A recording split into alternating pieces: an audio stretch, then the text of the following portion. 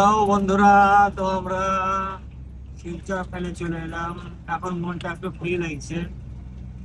আর মানে কি বলবো, এক মাস ধরে জ্যাম পেয়েছিলাম, তা একদম দম বন্ধ হয়ে গেছিল। আলহামদুলিল্লাহ আমরা শিলচর ফেলে এলাম। চলছে আমাদের এখন লোড হবে বুঝি নওগাঁ। নওগাঁটা লোড হবে।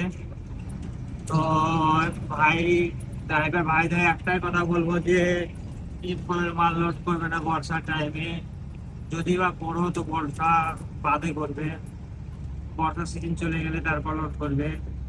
আর ইম্পল জায়গাটা মানে রিস্ক বেশি, মানে তোমার দাদাগিরি এগুলো বেশি আছে। তো যখনই যাবে স্পট সঙ্গে দিয়ে যাবে। আর সামনে দিচ্ছে আপনার গাড়িটা। তো আমরা দুই ঘরে একসঙ্গে বেরিয়ে চলেছি আলহামদুলিল্লাহ। তো কষ্ট হলো, তাই গিয়ে মনটা ফ্রি হলো এবার বাইরে এসে। তো তোমরা একটা রিপিএস বর্ষার টাইমে কেউ ইম্পলের মাল লোড করবে না। তো এখন যাচ্ছি, ফিল্টার ফেলে চলে এসেছি।